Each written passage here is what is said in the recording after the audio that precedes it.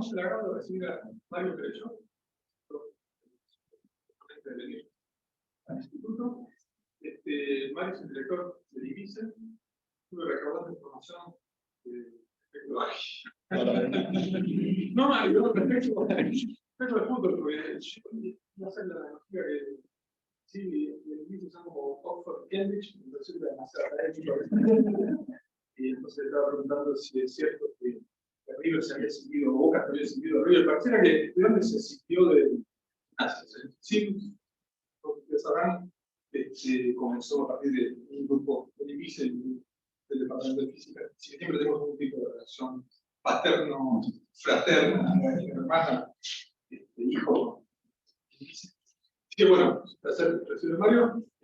Mario es el director de IBICE, en el área de la neurofisiología y no sé si es listo, si es un científico del hambre. Suena bien. Gracias. Bueno, muchas gracias por la invitación. Vamos a ver qué sale de la charla. La verdad me gustaría que sea fluida la charla y que sin que se pierda la esencia de la ciencia, podamos discutir, incluso charlar algunas cosas. Yo trabajo en el área de la neurociencia. Como comentaba con algunos de ustedes, una cosa que me gusta mucho de la neurociencia es que hay una forma súper amplia de encarar la neurociencia. Si uno puede hablar con psicólogos de la neurociencia, que te hablan de filosofía, que te hablan... Porque la neurociencia está asociada a la percepción del mundo, ¿no? Hacia nuestra respuesta del cerebro, hacia el entorno. Pero también uno puede hablar con biofísicos que hacen neurociencia, porque no hay mecanismos moleculares, hay mecanismos eléctricos que son la base neurobiológica de esos fenómenos comportamentales. Y en todo ese camino hay toda una conexión que es súper difícil de abordar, pero que está bueno no perder de vista eso, ¿no? Yo soy de formación bioquímico, de acá de Salta. Hice la tesis en el área de la neuroendocrinología y después hice dos postdocs afuera, uno en Brown University y después en Texas. Y en el 2010 volví a la Argentina. Yo mi formación la hice en lo que se llama la neuroendocrinología. La neuroendocrinología, básicamente tenemos dos áreas, neuro y endocrino, ¿no? Es cómo esos dos sistemas se comunican. Neuro es todo lo que sea sistema nervioso, puede ser sistema nervioso central o periférico, el cerebro, ¿no? Uno piensa en el cerebro cuando piensa en neuro. Y endocrino son todas las hormonas. Hormonas son moléculas que están en circulación, que las producen distintos tejidos y que impactan en el cerebro para regular su función. También el cerebro regula lo que pasa en el cerebro. Entonces, esa comunicación como un todo se llama neuroendocrinología. La neuroendocrinología es una ciencia que en Argentina fue súper fuerte siempre. El Hussey, digamos, el premio Nobel que recibe es por justamente estudiar las bases de estos efectos neuroendocrinos, de cómo el cerebro regulaba la pituitaria. Y a partir de ese momento se generó una escuela súper fuerte de neuroendocrinología. La escuela de neuroendocrinología se fue pinchando, como muchas cosas en Argentina, y también el área de la neuroendocrinología per se fue pinchando, se fue desinflando. Porque también con la especialización de la ciencia empezó a haber gente que hacía solo neuro y gente que hacía solo endocrino. Pero en la década del 90, esas cosas que yo no sé si son casualidades o causalidades, hubo como un resurgimiento de la neuroendocrinología acá pienso cosas interesantes para mí, que son esas cosas que a veces me gusta charlar. Lo que pasó en la década del 70 y del 80 que hubo un incremento enorme de obesidad en todo el mundo, especialmente en Estados Unidos. Entonces Estados Unidos empezó a poner mucha plata en investigación. Cuando empezó a poner mucha plata en investigación, a partir de la década del 90 se empezaron a clonar, a descubrir los genes que producían estas moléculas. La leptina se clona en el 94, el receptor de leptina en el 93, la adenina se clona en el 99, el receptor de leptina en el 96. Por eso digo, no sé si hubo más plata para investigar y por eso se descubrió, o que si se empezaron a descubrir las bases moleculares, que ahí se empezó a invertir plata. Bueno, y las bases de toda esta regulación, de por qué comemos, cuándo comemos, cómo comemos, depende de todo nuestro metabolismo energético. Entonces hubo como un resurgimiento de la neuroendocrinología a partir de la década del 90, y hasta ahora. Ahora yo en lo personal tengo una preocupación, porque estoy viendo que el tema se está pinchando otra vez, porque si ustedes saben, si conocen más o menos, vieron que hay drogas que a partir del año pasado se empezaron a usar, liraglutide, semaglutide, que son drogas que a partir de todos estos conocimientos ya son de uso clínico. Entonces, Es como que, bueno, uno cuando escribía su subsidio decía, bueno, el tratamiento con la obesidad, tiene 60% de casos de obesidad, hay que buscar drogas, hay que buscar cosas, pero ahora ya hay cosas, entonces ya no es tan fácil justificar esto, y no sé si por eso o por qué uno llega a un límite, ¿no? Con la metodología que tiene, pero estoy viendo que se está pinchando, lo para mí me preocupa en lo personal. Bueno, entonces, tenemos diferentes tejidos que funcionan diferentes hormonas, ¿no? Páncreas, el aparato intestinal, la adiposa, y cada una de estas tiene funciones. En general, la mayoría de las hormonas en circulación, como los metabolitos, inhiben la apetito. Hay una única hormona que estimula el apetito, que es la grelina, que es la que estudiamos nosotros en el laboratorio, que acá está simplificada. La grelina se produce en el estómago y tiene un receptor, no sé cuán familiarizados están, pero los receptores dependen de la familia, es una molécula transmembrana que cuando se une ligando se activa. Es una cascada intracelular en el cerebro que modula la actividad neuronal. Entonces, la grelina está en circulación, se libera, nosotros si nos tomamos sangre y medimos grelina, vamos a tener cierto nivel de grelina, y lo que pasa en general es que cuando uno tiene hambre, la grelina aumenta. Cuando uno está saciado, cuando uno tiene obesidad, la grelina baja. En teoría, cuando nosotros llegamos aquí a la mañana antes del desayuno, teníamos la grelina elevada, y eso era una de las cosas que nos hacía comer. La paciente, o sea, siempre una situación de déficit energético está asociada a grelina alta. Por ejemplo, la anorexia nervosa. O sea, los pacientes, las mujeres en general, tienen el 5%, pero los hombres que tienen anorexia nervosa tienen la grelina súper alta en circulación. Los pacientes con caquexia, o sea, cuando la gente que tiene inapetencia o los ancianos, por ejemplo, son todas situaciones donde la grelina está baja. Y bueno, ya les digo, alta está en obesidad. No voy a entrar en detalle, prefiero charlar otras cosas. Ay, no pasa nada. Ay, ¿puedo volver? Sí. Sí. Bueno, sí. Bueno, espero que vuelva. Bueno, lo que quería, la diapositiva anterior muestra qué hace la grelina si ustedes agarran a una persona y inyectan grelina. No está acá, no importa, se lo cuento yo. Y esto se ha hecho con personas, ¿no? Agarran la grelina, la descubrieron los japoneses. Hay toda una cosa súper interesante alrededor de cómo se descubrió grelina, porque la grelina es el único peptido que se conoce que está unido a un ácido graso. O sea, son moléculas completamente diferentes. Una molécula peptídica, un ácido graso, entonces todas las técnicas que se usaban para secuenciar proteínas y para describir eso no cerraba la estructura que daba, hasta que a este japonés le ocurrió que podía hacer un ácido graso y ahí vieron. Eso también enlenteció. Grelina fue de todas estas estructuras de las últimas que se descubrieron.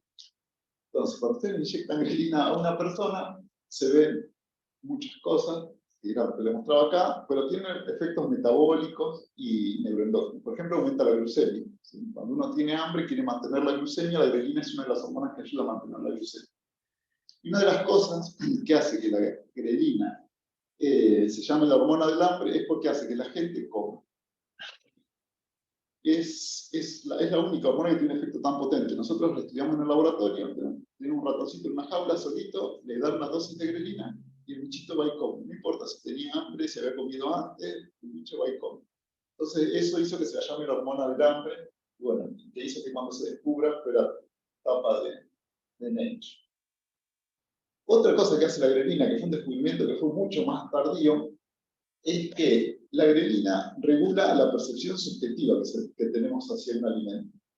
¿Qué quiere decir eso? Que, por ejemplo, si yo estoy lleno, por un asado, y me traen una mousse de chocolate, la forma en la que yo voy a percibir ese estímulo es diferente, lo voy a ver más o menos atractivo para mí. ¿Sí? ¿Vieron que dicen, dicho súper famoso, cuando hay hambre no hay pan duro, ¿verdad? Bueno, lo que pasó a principios de los 2000 es que se empezaron a identificar moléculas en la sangre que eran capaces de regular esa percepción que nosotros teníamos hacia los alimentos. Y primero fue un cambio conceptual, ¿no? Porque es como que en esto de la neuroendocrinología, es como que el cerebro es una cosa sellada, que está ahí, que controla nuestro comportamiento, pero pensar que moléculas que nosotros podíamos identificar podían regular nuestra percepción hacia los alimentos fue un cambio de paradigma. Y la grelina justamente hace eso. La fotito, los experimentos que se hacen en este caso, por ejemplo, son con resonancia magnética en pacientes. Todo lo que yo estoy contando hasta ahora es en pacientes, ¿no? Entonces, lo que hacían a los pacientes es que le ponían fotos de paisajes. Y a uno les daban grelina, en realidad es la misma persona. Pero le daban grelina, le daban inyección de nada, de salina. le mostraron la misma foto del paisaje y le hacían imaging del cerebro. Y nada, se les activaron más parte del cerebro, depende de lo que esa persona asocie con ese paisaje. Y después le mostraron una foto de una hamburguesa, por ejemplo. Y a la gente que le había inyectado grelina se le activaban las mismas zonas del cerebro, pero mucho más. Por eso se dice que la grelina lo que hace es aumentar el estímulo per se, la percepción hacia ese estímulo per se. Bueno, eso es lo que se sabe de grelina en un paciente, que ahora les voy a contar que afecta a muchos aspectos del placer. Nosotros queremos entender cómo la grelina se hace en persona.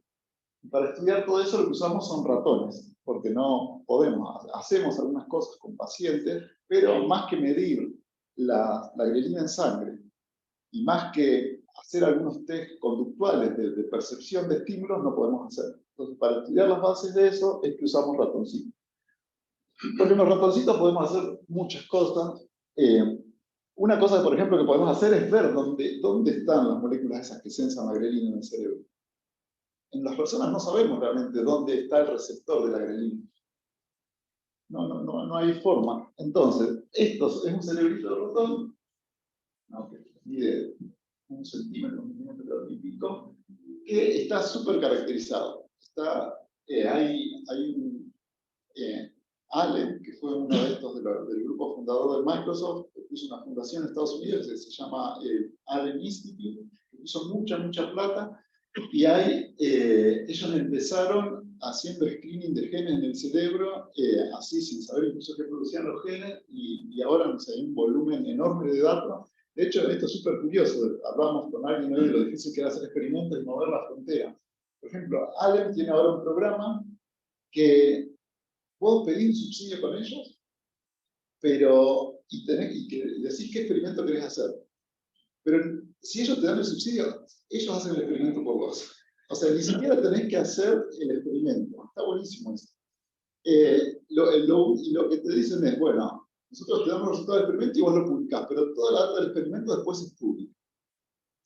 Me pareció una iniciativa súper, o sea, es un experimento, no sé si nosotros estamos, digamos, condiciones, porque son experimentos súper sofisticados y con ciertas metodologías, pero pareció un cambio de paradigma enorme, porque lo que nos pasa en Argentina muchas veces es que no tenemos, o sea, nosotros creemos que tenemos las ideas, pero no tenemos los medios, ¿no? Muchas veces.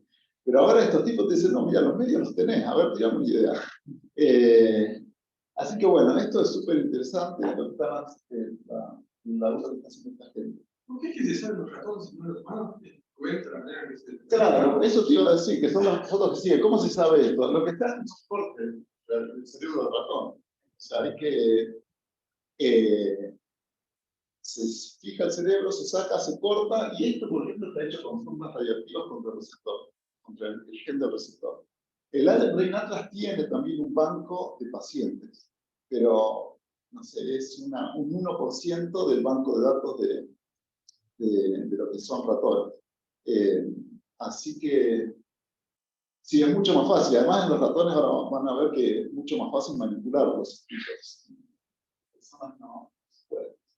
Bueno, entonces, nosotros con estas ondas podemos ver exactamente en qué partes del cerebro hay receptor de grelina. Esto es un mapeo. Bueno, acá estaban llegando a ver, pero nosotros agarramos el cerebro del ratón con una especie de fiambrera, lo cortamos en fetitas de 40 micras, y eso es lo que estudiamos. Acá la estructura del cerebro del ratón está súper. Esto vamos de la zona más anterior a la posterior. O sea, esta parte delante y entonces está.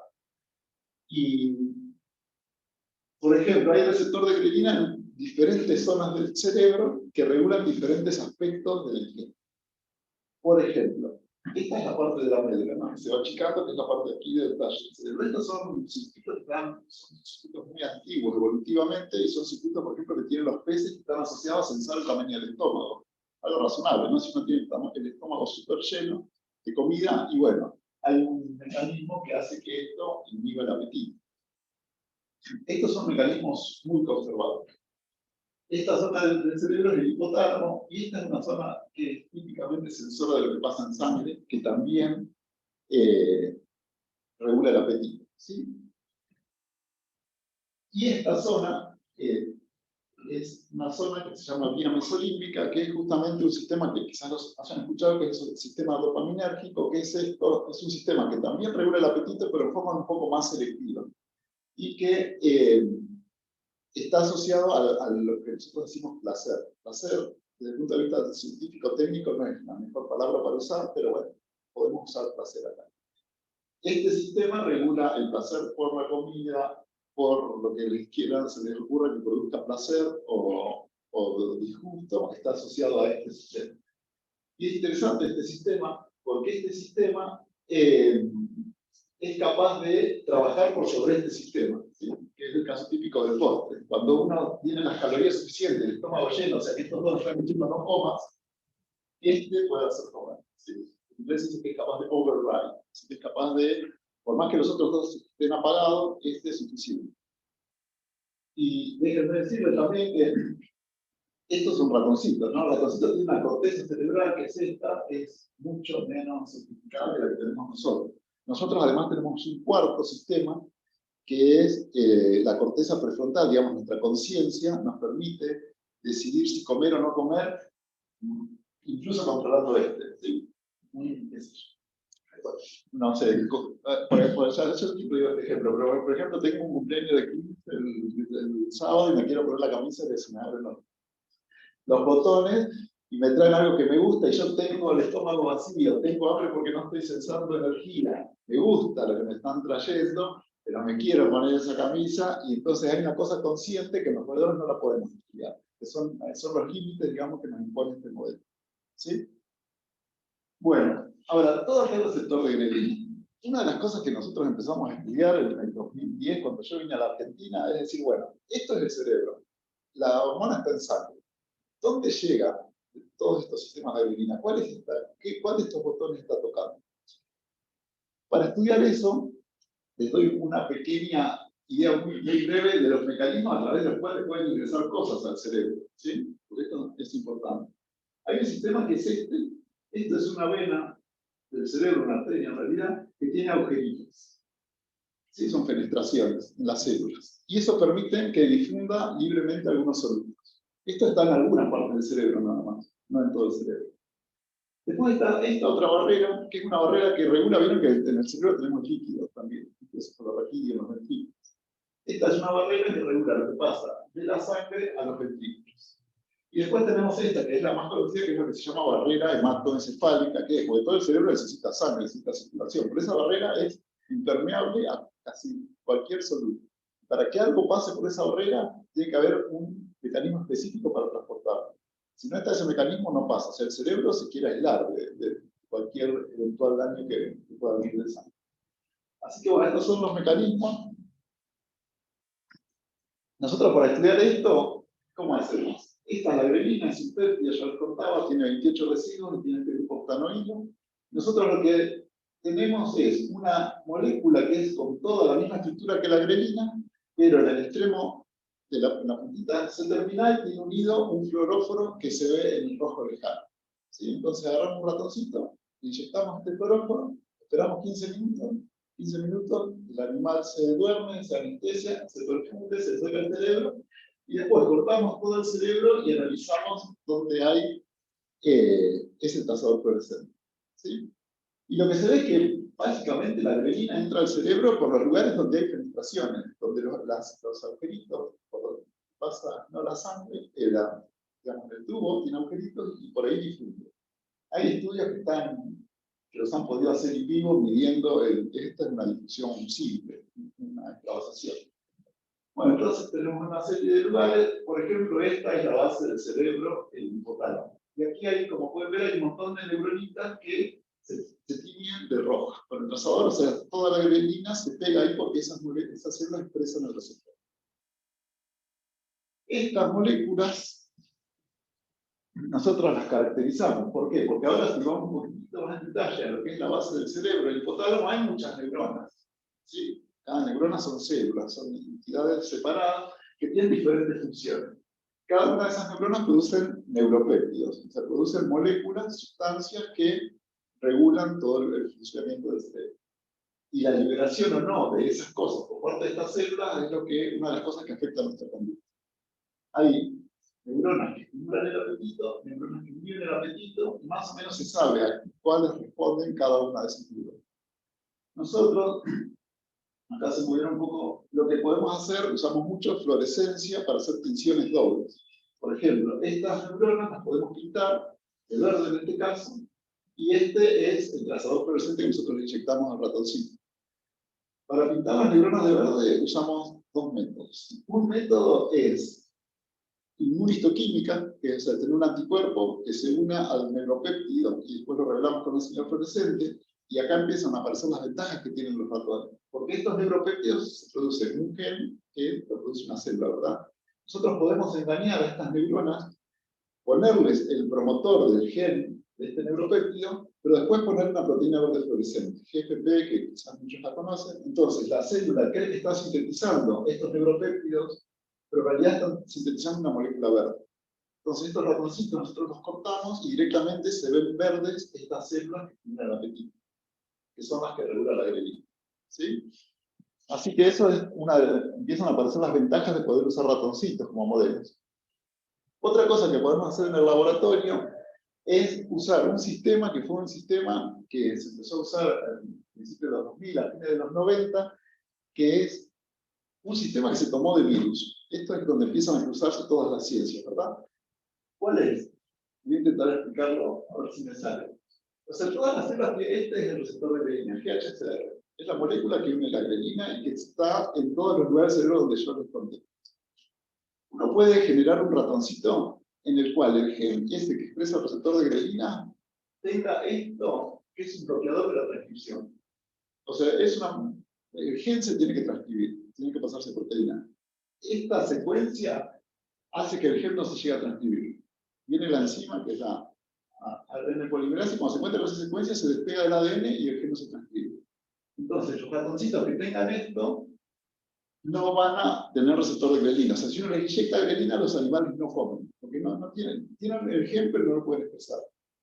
Es súper interesante desde el punto de vista biológico que esto se encontró de casualidad, ¿no? Porque estaban bacterias, pero bueno, no quiero entrar en ese detalle.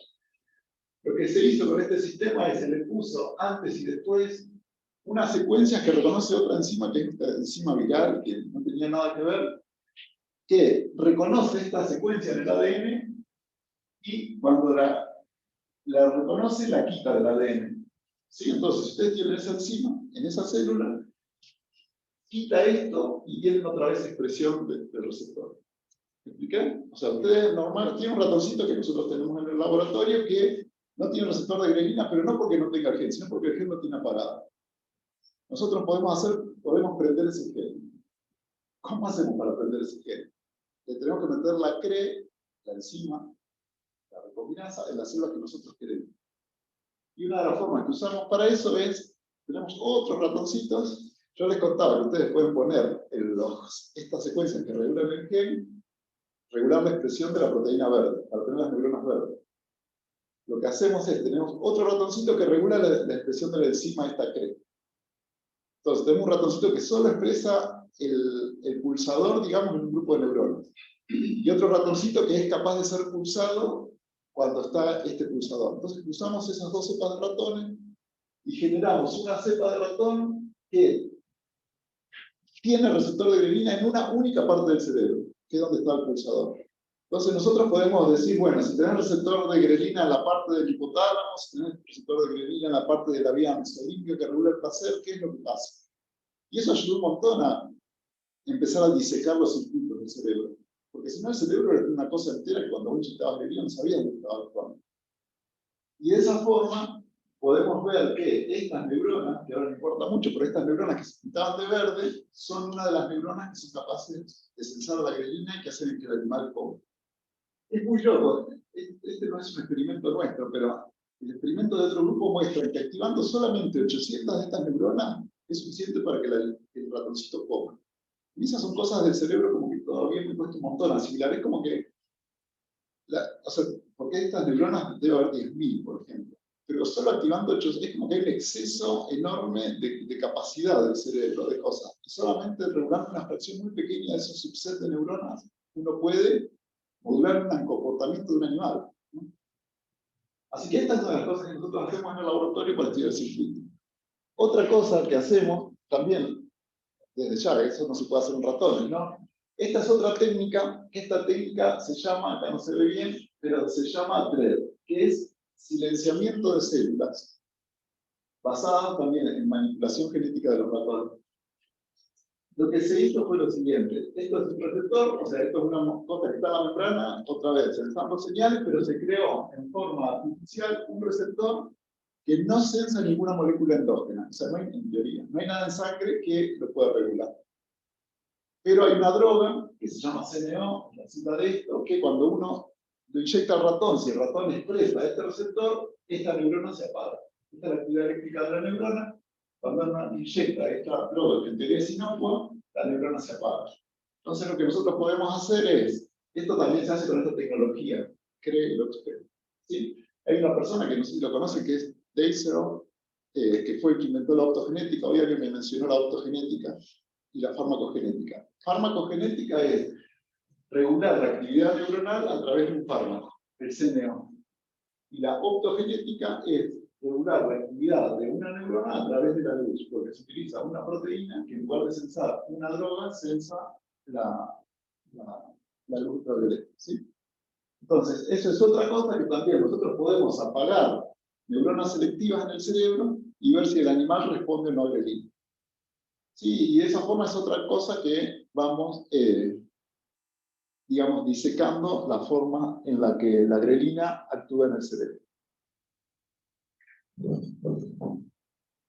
No sé, esto lo voy a pasar medio rápido para llegar a lo conceptual. Esto no lo podemos hacer en Argentina, pero, porque en Argentina no hay nadie que tenga jaulas metabólicas. O sea, nosotros para ver lo que el animal come o no come, tenemos que ir como hace 80 años y le pones la comida al bicho, inyectás el ratón y volvés cada 15 minutos, cada media hora a ver cuánta comida le nosotros lo que hacemos, digamos, como estrategia de grupo, es intentamos, digamos, estar bien apoyados en el proyecto que manejamos y después los experimentos puntuales que necesitamos hacer, los hacemos con colaboradores después. Esto en realidad no es tan caro, pero en Argentina no tenemos esto, que son jaulas para medir de forma automatizada lo que come un animal. ¿Sí? Entonces se ve, fíjense, cuando ustedes inyectan grelina a un ratoncito, fíjense que rápidamente come el animal, es muy loco. Y es muy loco que pasa en personas también. Bien, hay esta ingesta de alimentos en función del tiempo.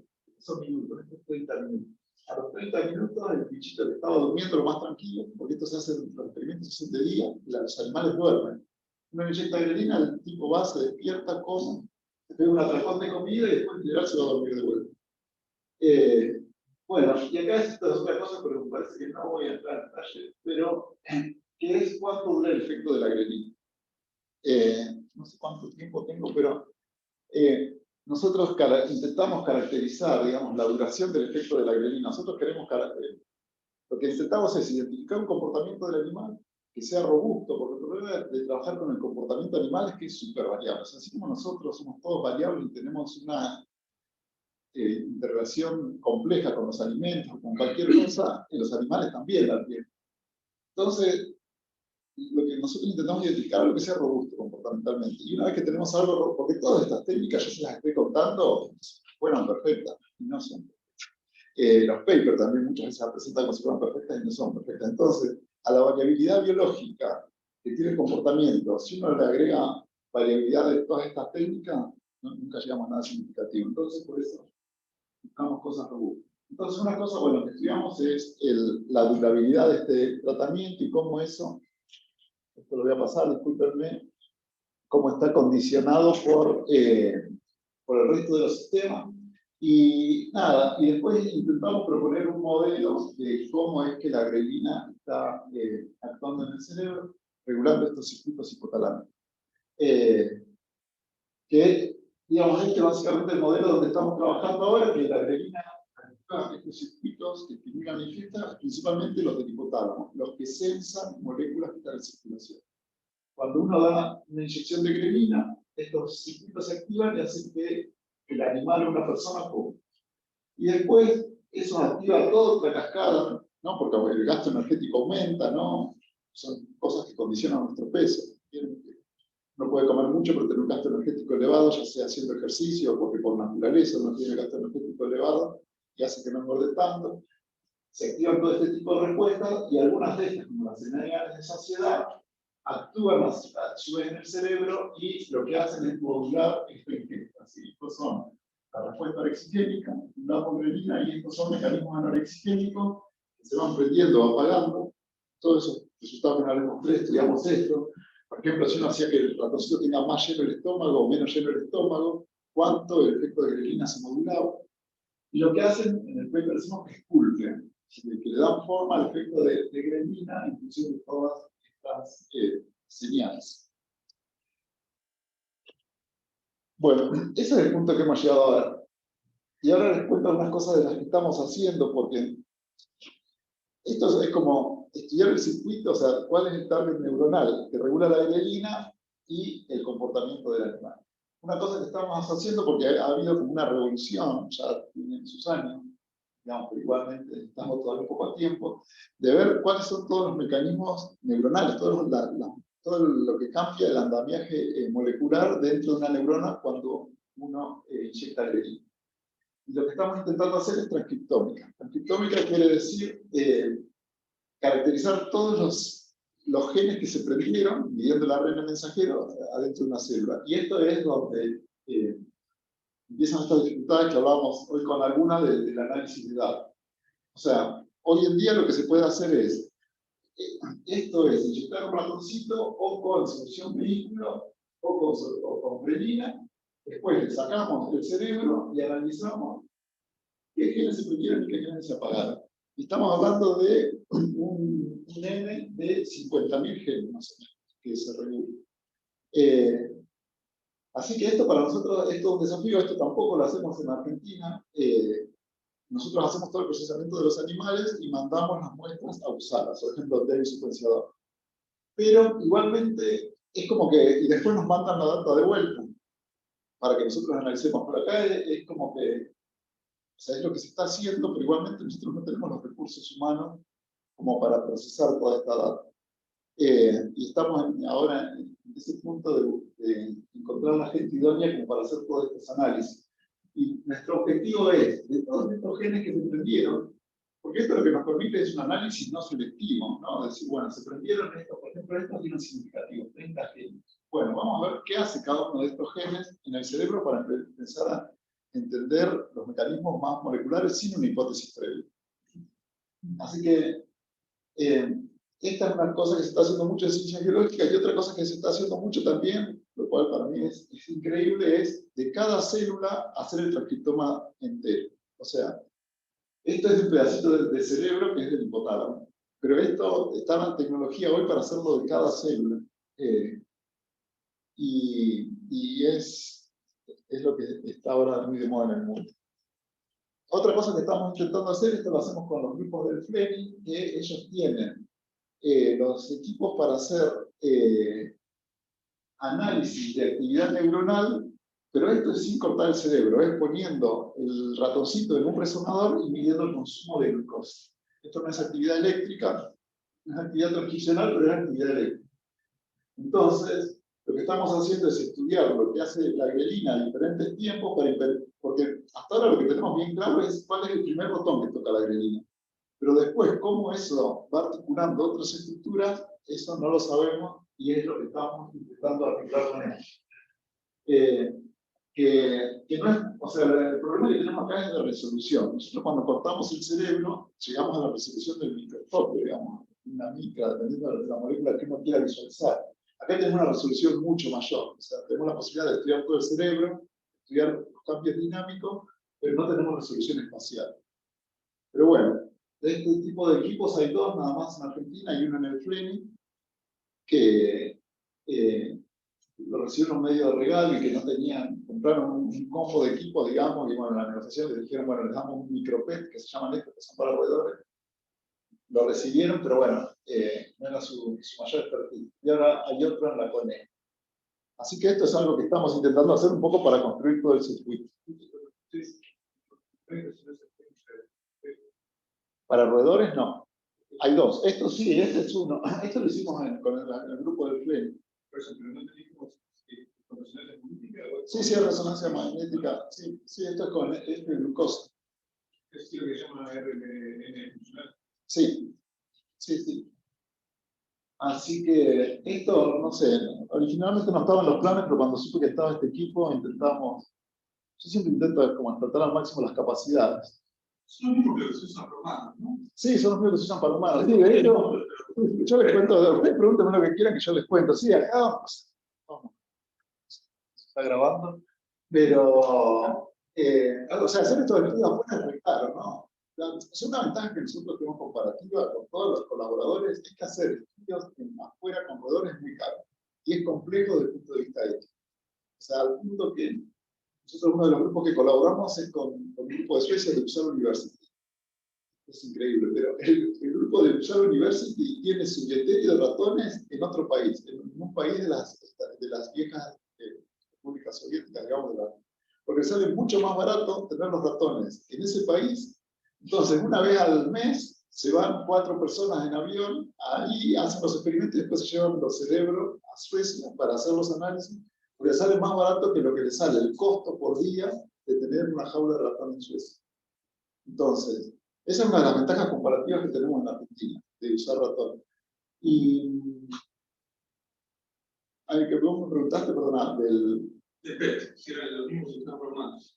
Sí, entonces, claro, ahí me acordé de eso, porque claro, y hacer estos estudios de PET afuera también es muy caro, pero nosotros lo que hacemos cuando se inyecta PET, por ejemplo, para diagnosticar dónde hay metástasis de cáncer, ¿no? O sea, lo que se hace es inyecta la glucosa esta y se ve dónde hay mucho consumo de glucosa, ¿no?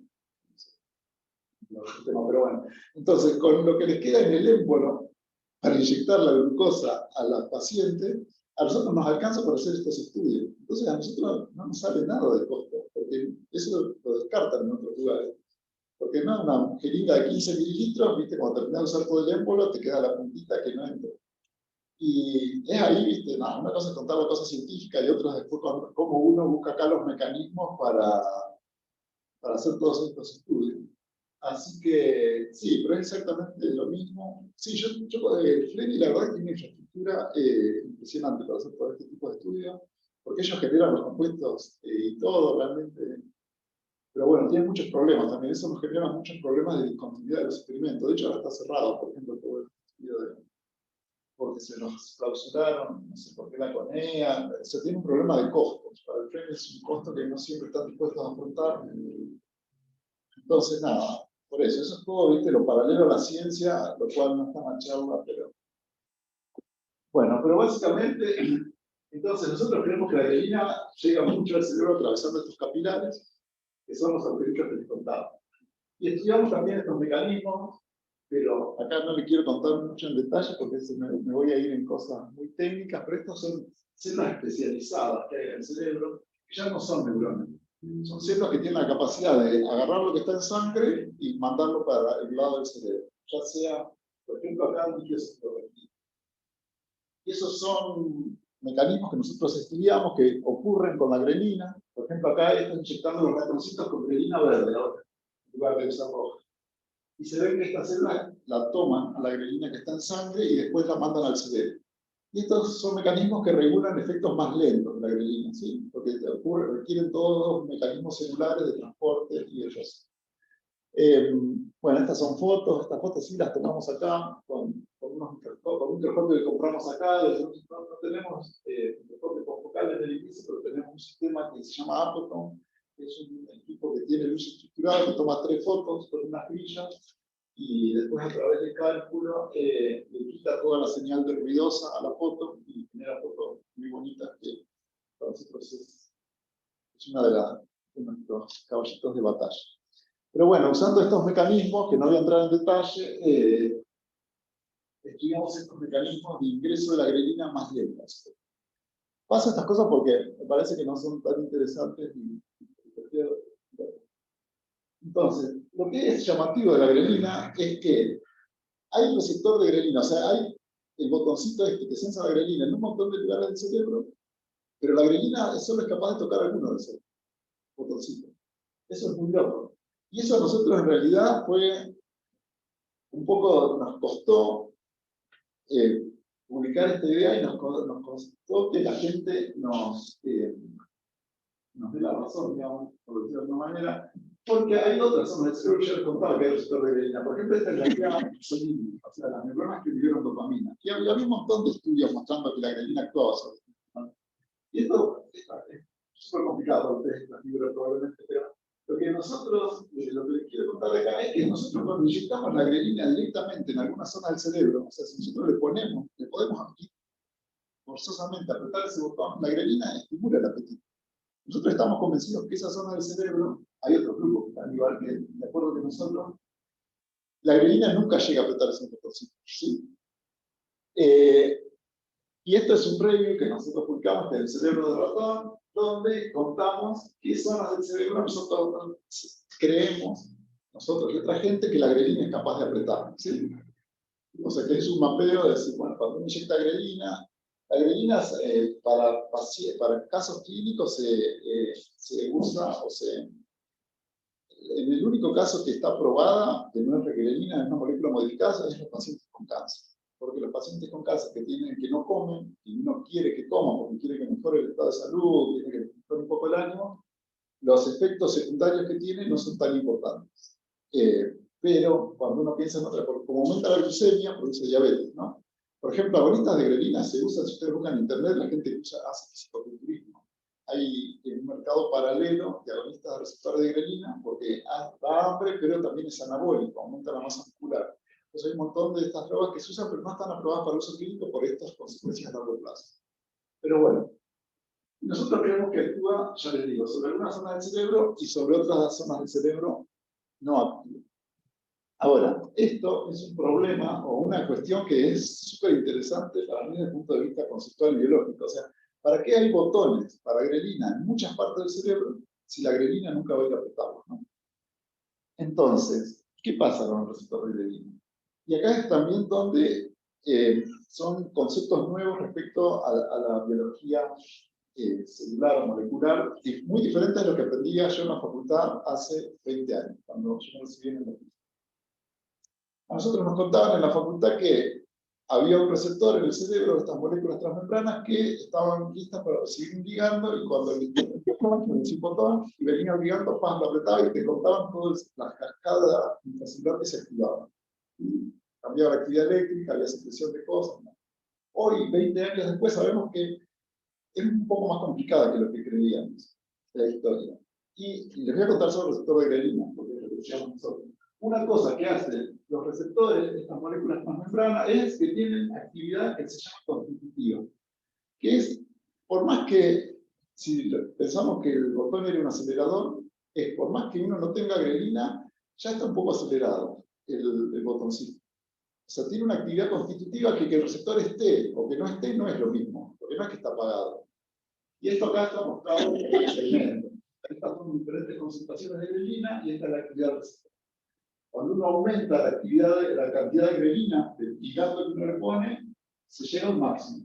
Pero cuando no hay nada de grelina, no es que el receptor está apagado, tiene algo de actividad. Esa es una de las cosas que se vio. Y esta es otra tipo de funciones de estos receptores, que es que cuando hay otro receptor en la célula, este receptor puede ir unirse y modificar la actividad de este. O sea, producen cambios conformacionales que producen cambios en ambas direcciones. Algunos de esos cambios conformacionales son puramente, digamos, estéticos, que hacen que cambie la conformación de uno u otro, y otros de esos cambios hacen que cambie la forma en que este receptor se va a comunicar con el interior.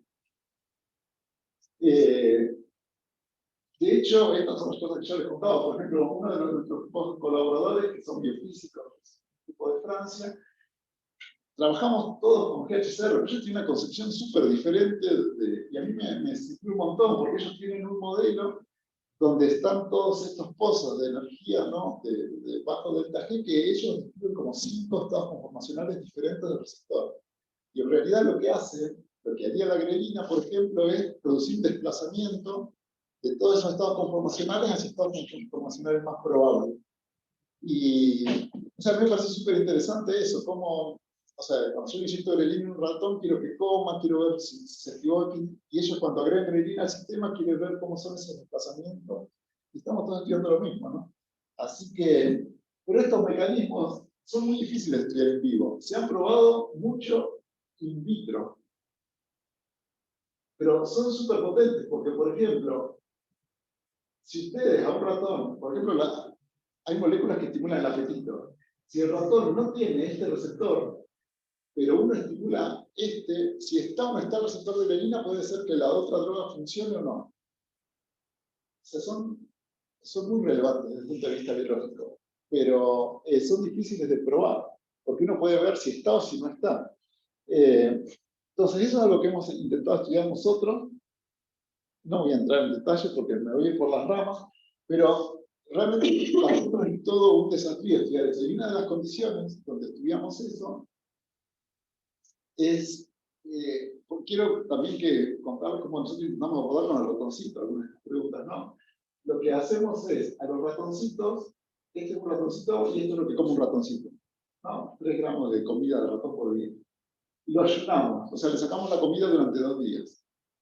El bicho no come, porque no puede, y estos son los ratoncitos que son controles. O sea, estos están comiendo todos los días alrededor de 3 gramos. Estos no cambian de peso, ya son adultos, y los que no comieron pierden un montón de peso. Y después los realimentamos. Cuando pasa esto, nos pasa a nosotros, le pasa a un ratón, le pasa a cualquiera, hay esto que se llama hiperfagia compensatoria. ¿Sí? O sea, uno durante un tiempo come más calorías para compensar las calorías que no cuando hacemos dieta. Pasa. Bueno, entonces, una cosa que se nos ocurrió que más o menos funcionó fue la siguiente idea. Las moléculas en sangre tienen una vida media muy rápida. ¿Sí? Son minutos. Cuando uno inyecta grelina a una persona, a los 15 minutos la grelina desapareció. Se degradó toda. Con casi todas las moléculas pasa eso. ¿Quién nos dirá? La grelina, si le sacás el octanoilo, ya no se puede unir a su receptor. Entonces hay desacilasas que la degradan. Otras hormonas se activan, se proteolizan. Pero lo que nosotros pensamos, y aquí está, es que los receptores, que son moléculas de membrana, que son más complejas, tienen una síntesis mucho más lenta, tienen una vida media mucho más larga. Entonces, lo que nosotros hicimos fue estudiar los ratoncitos en el periodo de realimentación, cuando la grelina ya les bajó, pero que los receptores siguieron aumentados. Esto es el cerebro, ¿no? Acá tenemos el mensajero, el receptor y acá la proteína persiste. Entonces, usamos esa ventana de tiempo para intentar inferir qué pasaba con el animal cuando uno ya le había bajado la hormona, pero el receptor seguía aumentado. Y lo que pasa, acá está súper simplificado, pero estos son ratoncitos a los que le falta el receptor. ¿Sí? No tienen el sensor este en el cerebro, y esta hiperfagia compensatoria que hacen, esta ingesta, es menor. La verdad es que acá, otra vez, cuando hacemos estadística, es difícil a veces desmascarar la diferencia día a día. Nosotros muchas veces hacemos esto, ingesta acumulada. O sea, porque esas pequeñas tendencias día a día las vamos acumulando en un periodo de tiempo y desenmascaramos. Sí. Ahí lo podréis tocar, pero sí que no tienen el receptor. Claro, estos son ratoncitos que no tienen el timbre. Claro, no, es que la hormona no funcionaría en estos bichos. Sí, este es el problema de características. Hay otras de estas que yo les conté al principio, de insulina, la leptina, que ustedes se lo sacan a un ratón y el animalito se hace súper obeso en general. De hecho, por ejemplo, el ratoncito este que le falta la leptina se descubrió al revés. O sea, estaban haciendo en un biotelio, estaban generando ratones y empezaron a ver que había ratones que les engordaban, y dijeron, este ratón tiene algún cambio genético que hace que sea súper gordo. Es interesante eso, porque esos experimentos los estaba haciendo en Boston, un biotelio que vendía ratones. Y se tardó 40 años en identificar que a esos ratoncitos les faltaba el gen de leptina. Entonces, los bichos, como no tenían lo que inhibía el apetito, comen. Esos bichos comen tanto que en un momento no se pueden parar a la tolva a agarrar el alimento. Tienen fenotipo, le decimos, o sea, lo que podemos ver, súper evidente. Con grelina no nos pasa eso. El animal, por más que le falte grelina, no tiene un fenotipo súper evidente. O sea, la grelina, desde el punto de vista evolutivo, tuvo razón de ser cuando los animales pasaban mucho hambre. Porque es un sistema que te ayuda a buscar comida, que te aumenta la glucosa en sangre, que te da apetito. Pero cuando en el bioterio nosotros tenemos los animales, temperatura constante 24 grados, ciclos de luz de 7 a 7 todos los días del año, todos los días le ponemos comida, o sea, van como quieren. Entonces, en esos casos, la grelina, por eso nosotros tenemos que hacer ayuno, tenemos que sacarle la comida, hacerlos pasar hambre para que la grelina, ahí, la grelina endógena, haga su efecto y la podamos. Sí. ¿Qué tipo de preguntas cuando queda? Bueno, ¿cuánto? Acelero un poquito. Bueno, pero acá lo interesante de estos experimentos es que cuando vos sacás el receptor de grelina, ponés de manifiesto algunas cosas, pero cuando usás ratones, ahora que no es que le falta el timbre, le falta la hormona en sangre, los animales no tienen fenotipo. O sea, lo que pasa con grelina, que también es como un cambio de paradigma en estos sistemas hormona-receptor, es que es más importante el receptor que la hormona en sangre. Bueno, y esto lo intentamos estudiar desde el punto de vista farmacológico nosotros. Esta es una relevancia, ¿no? Que ahora después les cuento un poquito, si me queda poco tiempo, respecto de las drogas. Este es el título del paper que les quería contar, lo que nos pasó con el paper, pero no importa. Básicamente la idea es esta, es una figura de un review nuestro. Este GHC, el receptor de grelina, la interpretación que tenemos hoy sobre el sistema es que este es como un modulador, como un dial, que hace que una persona, hay muchos estudios en animales, nosotros los hacemos en ratones, ante un estímulo dado, nos cambie lo que nosotros, la forma que nosotros percibimos ese estímulo. ¿Sí? Entonces, nosotros modulando esto, modulamos la percepción subjetiva que tenemos de ese estímulo, que yo no les conté estudios de comportamiento de ratones, pero esto uno puede de alguna forma preguntarle al ratoncito si le gustó más un alimento, si se acordó más de ese alimento o no. Entonces, esto es lo que se cree de grelina, que es un sistema que es súper delicado de manipular, ¿no? Porque de hecho, por ejemplo, el sistema de endocannabinoides produce lo mismo. Y hasta el 2008 en Europa hubo aprobadas para casos de pacientes obesos, antagonistas, Rimonabant se llama, quizás alguno de ustedes escuchó nombrar, que es una droga que justamente modulaba esto. Pero ¿qué pasó? Que los pacientes empezaron a deprimirse también. O sea, los pacientes uno les apagaba esto, bajando el SPV. Pero así como la gente dejaba de percibir atracción por la comida, dejaba de ver televisión, dejaba de querer hacer deporte, y hubo 2 casos de suicidio que terminaron con juicios hacia la farmacéutica y se discontinuó. O sea, realmente manipular estas cosas en el cerebro no es para nada trivial, ¿no? Pero bueno, con grelina hay actualmente un ensayo clínico porque se está probando en pacientes con alcoholismo. Hay una de estas drogas que modula uno de estos mecanismos del receptor y se está viendo que aparentemente funciona, lo que hace es reduce las chances de recaídas en pacientes alcohólicos. Es un estudio que está llevando adelante en NIH y la droga la produce Pfizer. O sea que hay actualmente todavía alguna esperanza en este sistema. Tengo poquito tiempo, pero me parece que estas cosas son interesantes. 2 cosas que nosotros estudiamos en el laboratorio. Respecto, yo les contaba que el receptor de grelina puede actuar modulando otros receptores. Nosotros estudiamos interacción con 2 sistemas diferentes. Un sistema con el de cannabinoides, que es este. O sea, hay células en el cerebro que tienen receptor de grelina y receptor para cannabinoides. ¿Sí? Receptores para cannabinoides y cannabinoides endógenos, que regulan nuestro placer interno. Y después está el THC, ¿no? Que el THC según la CB1 y regula su cascada. Y hay células que tienen ambos receptores. Entonces, estos mecanismos de interacción, y esto es con otro receptor que es el receptor NP1, que es contra el liraglutide, que es esta droga que yo les contaba que ahora se usa en pacientes diabéticos con obesidad. Y esto es lo que yo les contaba hoy de la actividad constitutiva. ¿Se acuerdan que yo les decía que el receptor tenía una actividad y que cuando no tenía nada de ligando, seguía teniendo algunos papers hasta el 50% de actividad? Una cosa que pasó hace muy poquito es que uno con las drogas, que yo no les quise entrar en detalle, usamos los ratoncitos, lo que busca es además hacer esto, apagar el receptor. Si este es el timbre, nosotros no solo queremos que tenga el ruidito basal, sino apagarlo más todavía. Esto desde el punto de vista farmacológico es un agonismo inverso. ¿Sí? Este es un agonista del receptor. Aprieta el timbre. Uno puede bloquear esto, eso es un antagonista. ¿Sí? Que se usa, por ejemplo, en pacientes con hipertensión, son antagonistas beta-adrenérgicos. Bloquean el efecto del agonismo. Esto es un agonista inverso. O sea, es otra propiedad farmacológica, que es esto donde yo les decía, lo de los estados conformacionales del receptor, es un estado diferente al que genera el antagonista. es una droga que lleva a un estado de apagado completo del receptor, que era lo que uno anhelaba generar farmacológicamente. Ahora, lo que pasó en el 2018 es que se descubrió en sangre otra molécula que se llama LIP2, que hace justamente esto. Esto fue como una revolución en el campo, porque ahora en la sangre tenemos dos moléculas. Una molécula que lleva el timbre para un lado y una molécula que lleva el timbre para el otro lado.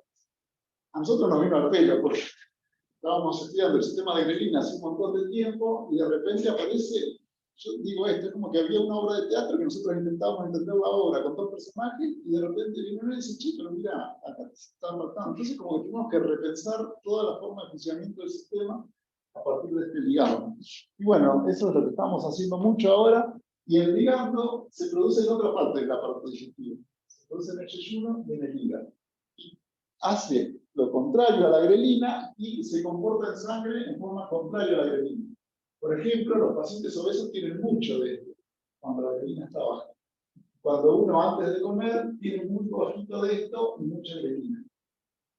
Entonces, este receptor es un receptor que está siendo tirado en dos direcciones por dos péptidos completamente diferentes en circulación.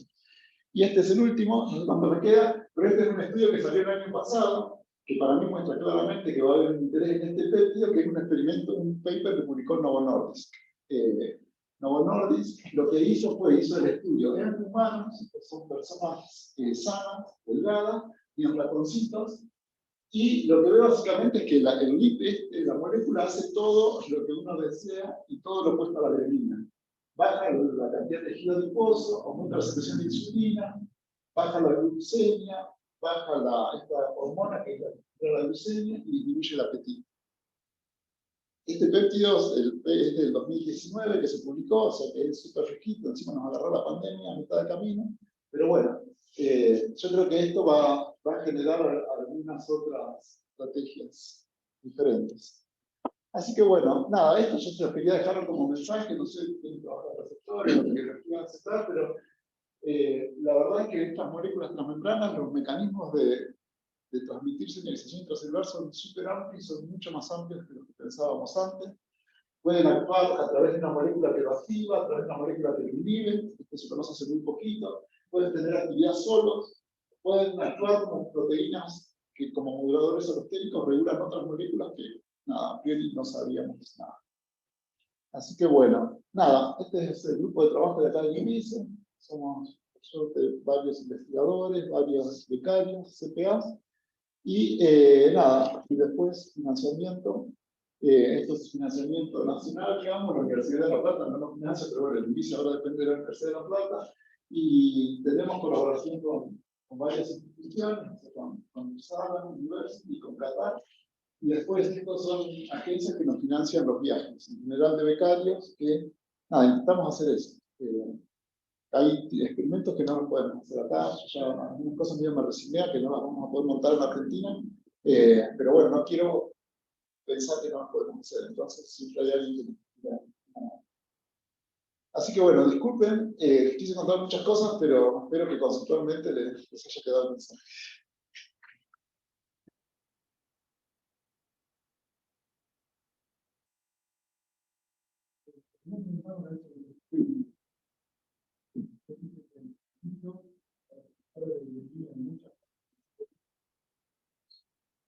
Accesible, Sí. punto de vista de ustedes. Entonces, de que uno tenga esos receptores en otra zona, Sí. es porque modifica a otros receptores que están ahí para otros sentidos. Sí. Cuando vos inhibiste ese receptor, el tipo, la persona o el ratón pierde interés por otros estímulos, ¿no? Sí, sí, cuando la droga puede acceder, sí. Sí, esa es la idea.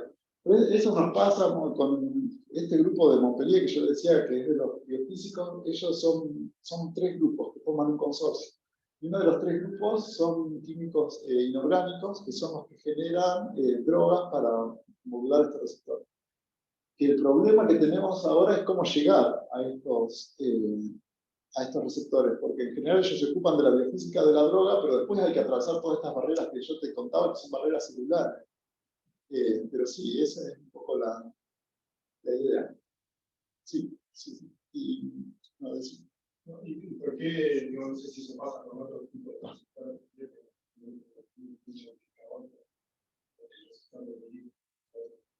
para el que más está demostrado es para justamente los de dopamina.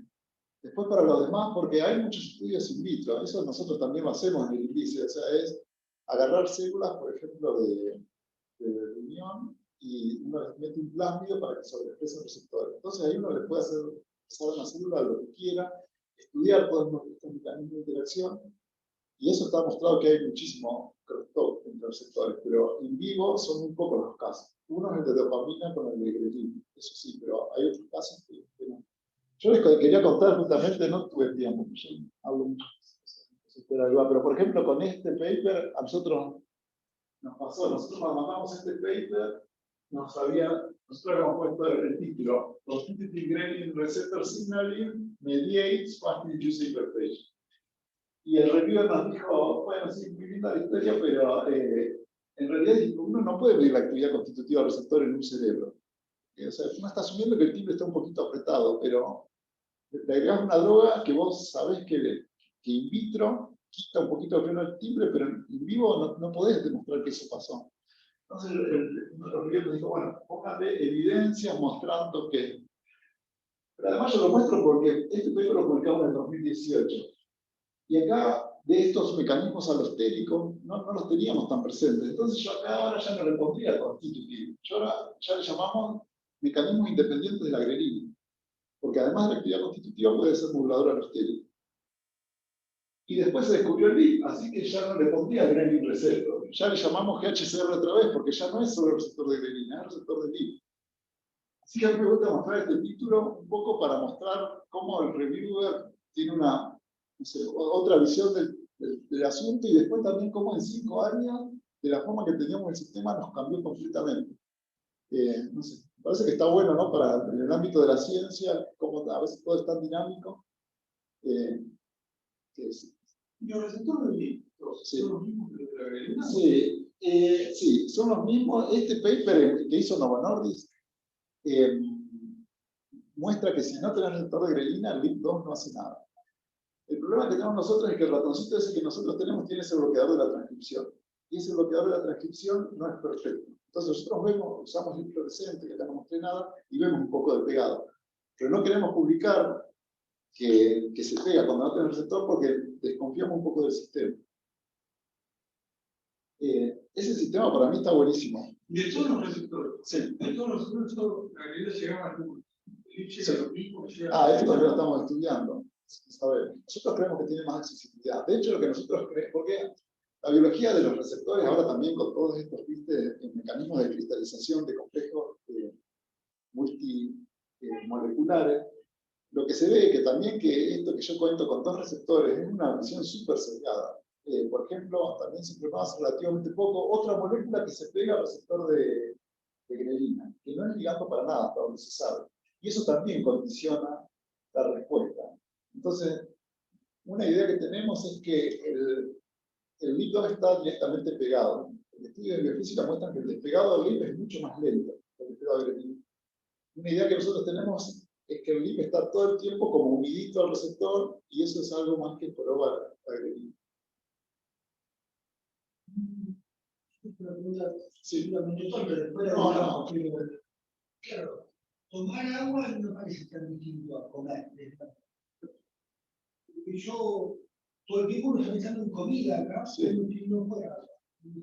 Claro, una historia que me en la secundaria, del mecanismo de la sed, no era algo tan complejo como... Claro, sí, los mecanismos, sí. No sé si...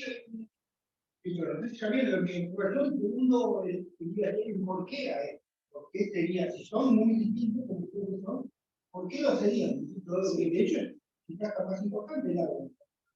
Sí, sí. No, lo que vos decís no es para trivial. De hecho, hay discusiones en algunos reviews que a veces los mecanismos de control de la sed se utilizan como controles negativos de alguna forma de estos circuitos. Los mecanismos que controlan la sed, yo te decía que había 3, ¿no? Uno del tamaño del estómago, el otro del hipotálamo que sensa, y después el hedónico y el de la corteza lo tenemos que sumar. El mesotípico, el control de la sed es mínimo, el efecto que tiene es bien hipotalámico, es decir, regula dos cosas, el volumen y la salinidad, la concentración de sodio en sangre. Es súper homeostático, ese sistema no tiene componente hedónico casi, excepto que nosotros lo hacemos en algunos experimentos, por ejemplo, le ponemos sacarina, eso sí lo hacemos. Que es un compuesto que les gusta mucho, pero porque a veces también son industriales, pero a veces es difícil disociar lo que es puramente hedónico de lo que es hedónico y homeostático, o sea que además de lo que te gusta, te produce un valor calórico. Pero los de la sed sí son súper simples. Así que se importarán también. Así que bueno. Vos dijiste que la aspirina cambiaba la percepción y el LIP también. Bueno, de eso no hay papers todavía. Nosotros sí tenemos, esto lo pudimos hacer en estos estudios que hacemos estos pacientes, digamos, y nosotros vemos una correlación entre la concentración del LIP y los test que la gente completa respecto del apetito, ¿no? Pero es solo una correlación. Nosotros estudios en pacientes hicimos dos. Uno fue el PUE. No sé si ustedes vieron un PUE de esos proyectos institucionales. Nosotros pedimos un primer PUE que pusimos todos los grupos de IBICE y no nos lo dieron. Y después hicimos un segundo PUE que nos pusimos 3 grupos nada más y lo hicimos con el Hospital de Niños. Y ahí empezamos a medir, justo ahí, pero eso fue de pura casualidad, justo se descubrió el LIP y nosotros teníamos el plasma de un montón de chicos que habíamos reclutado, así que publicamos qué pasaba con el LIP en sangre de los chicos con hormopesia y sobrepeso. Y después hicimos un segundo que reclutamos individuos de CAD. Pero son todos de correlación. Estos estudios para nosotros son súper difíciles de hacer porque de hecho hay 3 o 4 centros que hacen estudios hedónicos en pacientes con resonancia magnética nuclear y test de comportamiento apetitivo. En Argentina está el FLEMI, que tiene el equipamiento, lo tienen para hacer. De hecho, hay un grupo del FLEMI que ha trabajado con pacientes con anorexia, pero es como que no está el interés, digamos, para hacer complejo. Así que bueno.